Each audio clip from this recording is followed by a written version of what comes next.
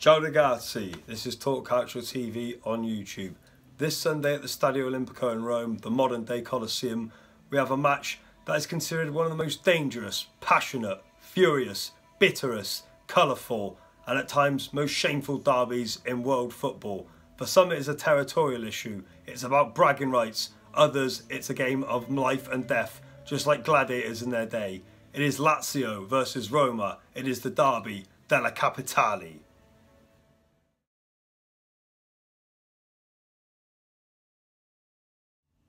Rome, the eternal city, a place where it is impossible to escape its historic past, from Julius Caesar to the Roman Empire to the Roman ruins. A city that myth has it began with two twins, Romulus and Remus, being abandoned in the river Tiber. Suckled by a she-wolf, they rise to overthrow their evil uncle. But when it comes to naming the city their own, the two brothers fight. Romulus kills his brother Remus after he leaps over his wall. Famous line, "So perish he hereafter that leaps over my wall." The city is named after Romulus, Roma, or Rome as we call it. The Derby della Capitale, Derby of the capital, Rome Derby, between its two football teams, echoes Rome's historical past when it comes to territorial issues and the superiority of the city. When we look at football's biggest derbies, you're talking Barcelona, Real Madrid, River Plate and Boca Juniors, Manchester United, Liverpool, Celtic versus Rangers, even Fenerbahce versus Galatasaray. The difference when it comes to Lazio and Roma, these two sides are not full of trophies like the other teams mentioned. It's not about we are the champions, who's got more trophies. All that counts is the supremacy inside the city of Rome, claiming to be the emperor, who is the true team of the eternal city. Both sides can lose any game during the season to the supporters, but not the derby itself. Winning this match alone is like a championship. It is a match that echoes the historical past of Rome through its football. Why is this such a bitter and dangerous rivalry? Here is why. Founded in 1900, their full title is Società Sportiva Lazio. They are nicknamed the Biancoceleste as their colours are the sky blue and white of Greece, due to the Hellenic legacy in the eternal city of Rome itself. Their symbol on their badge is of course the eagle, the aquila, the sacred beast of Jove. Now if you've ever been to Rome you'll know that Lazio is the region or the province which the eternal city sits in. They were the original team along with three others, but in 1927 a football rivalry was well and truly born. In 1927, during fascist era Italy, was the foundation of AS Roma. Their full title is Associazione Sportiva Roma. They are of course nicknamed the Giallorossi, the Yellow Reds, as they play in the colours of the eternal city itself. Now the red represents Imperial Rome, the yellow the Vatican City. On their badge of course they have the she-wolf suckling Romulus and Remus, the famous myth of where Rome began.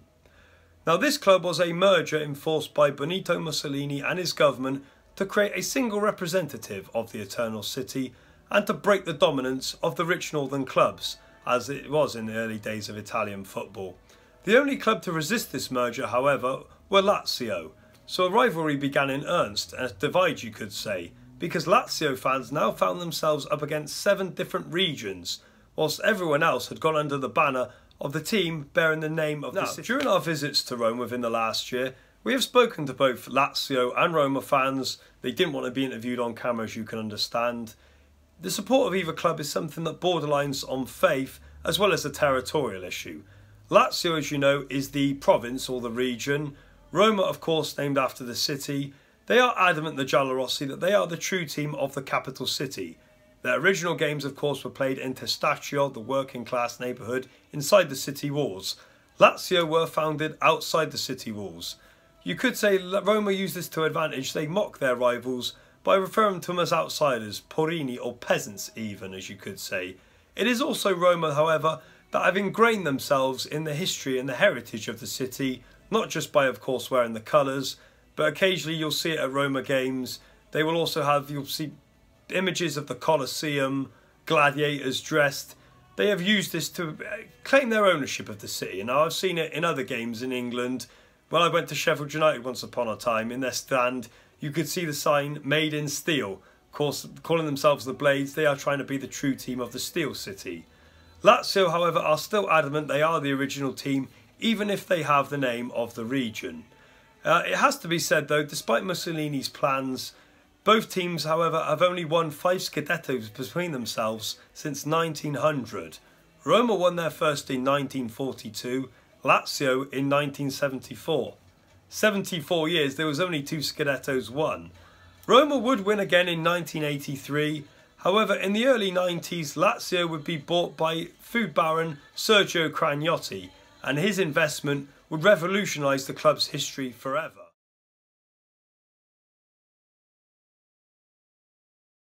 It would all start in 1992 with the signing of English superstar Paul Gascoigne from Tottenham Hotspur, what was a world record fee at the time.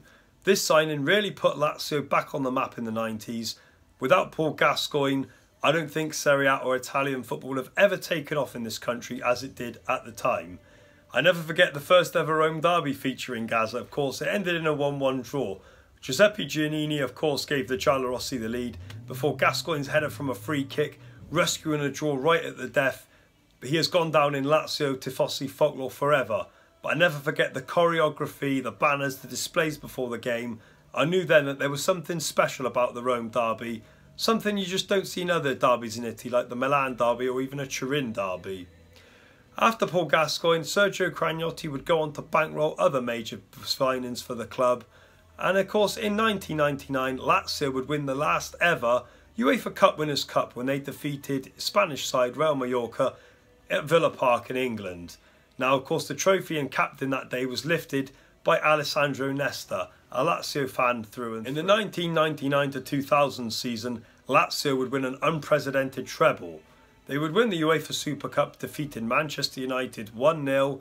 They would win the Coppa Italia, but they would also win their second ever Serie A Scudetto on the final day in bizarre circumstances. Now, Juventus's game, of course, was abandoned temporarily due to bad weather. But of course, they lost their game to Perugia. Lazio winning on the last day at the Stadio Olimpicoit. Their second Scudetto was there. They were now on par terms, level terms, with their cross-city rivals Roma. They had firmly put them in their place. The following season, Roma would not take this lying down, and they would react in style. They would hire Fabio Capello as coach to restore pride. They would sign Gabriel Omar Batistuta, the prolific Argentine from fellow Serie A club Fiorentina, also inspired by Francesco Totti, the captain, a Roma fan through and through from a ball boy, just like Nesta was for Lazio. They would win their third ever Scudetto in their entire history.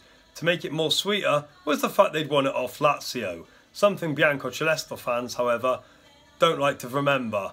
However, since 2000 and 2001, neither side has won the Scudetto. Winning the Derby della Capitale is the be-all and end-all of the season. You've only had a good season if you've beaten your cross-city rival. When we look at the overall honours, Lazio, as I mentioned, have won the Serie A Scudetto twice, the Coppa Italia 6 times.